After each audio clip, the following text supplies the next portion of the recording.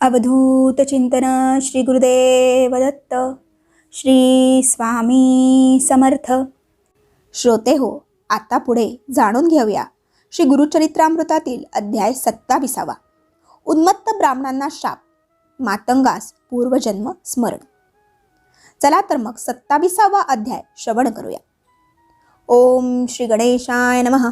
श्री सरस्वते नमः. श्री गुरुभ्यो नमः. श्री कुलदेवताय नमः. तर श्रोते हो, नामधारकाने सिद्धमुनींच्या चरणांना वंदन करून त्यांचे स्तवन केले आणि विचारले.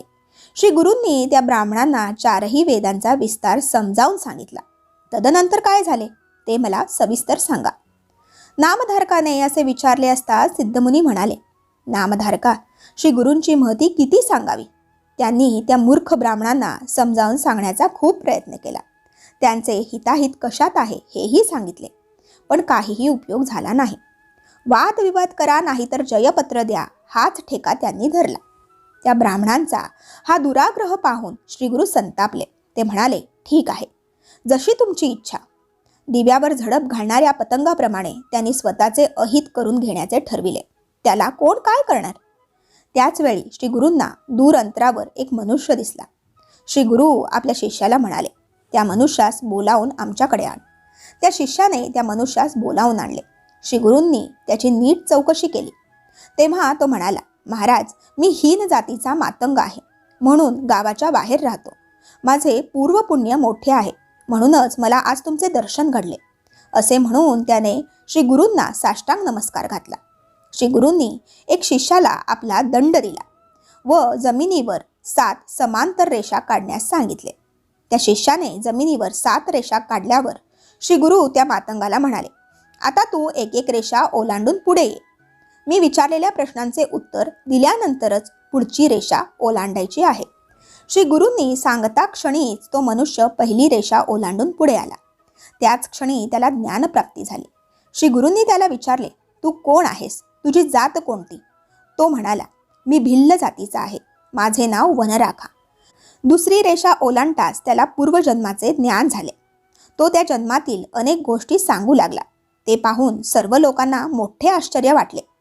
तिसरी रेषा ओलांडताच त्या मनुष्याला तत्पूर्वीच्या जन्माचे स्मरण झाले. तो म्हणाला, माझे नाव गंगासूत, मी गंगेच्या काठी राहत होतो. चौथी रेषा ओलांडताच तो म्हणाला, माझे नाव सोमदत्त, मी वैश्य आहे. 6वी रेषा ओलांडताच तो म्हणाला, मी क्षत्रिय असून माझे नाव गोवर्धन. 7वी रेषा ओलांडताच तो म्हणाला, माझे नाव अध्यापक, मी ब्राह्मण असून मी वेदशास्त्र व्याकरणात पारंगत आहे. त्या मातंगाने असे सांगताच श्री गुरूंना अतिशय आनंद झाला.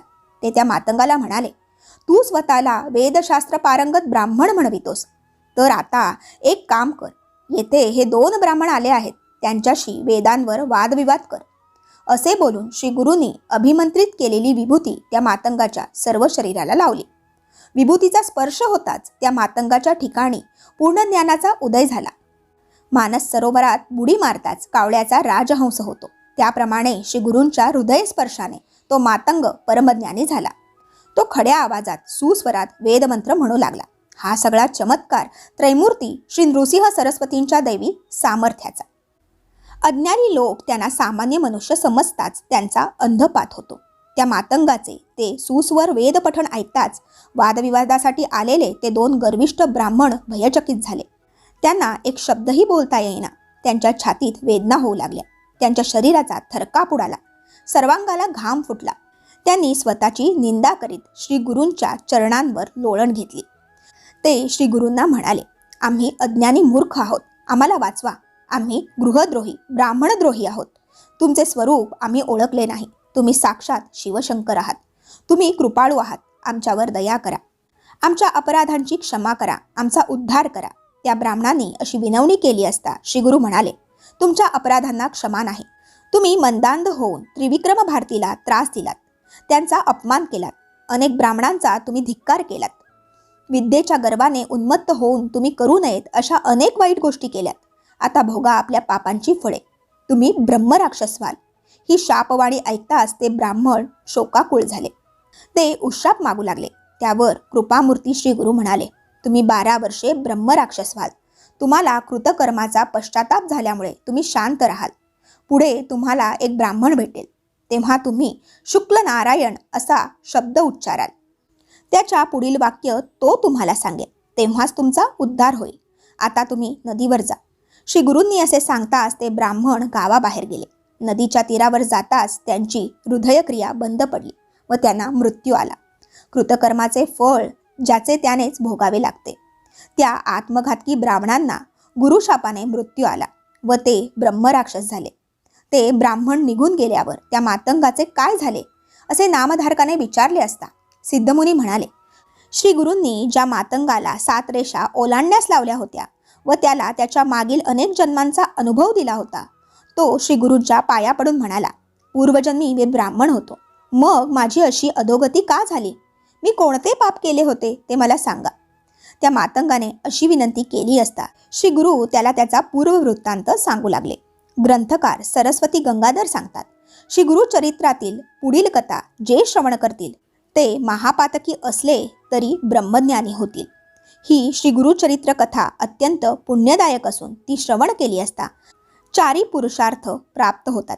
अशा रीतीने श्री गुरुचरित्रामृतातील उन्मत्त ब्राह्मणांना शाप मातंगास पूर्वजन्म स्मरण नावाचा अध्याय 27वा येथे समाप्त होतो. बोला अवधूत चिंतन श्री गुरुदेव दत्त. श्री स्वामी समर्थ.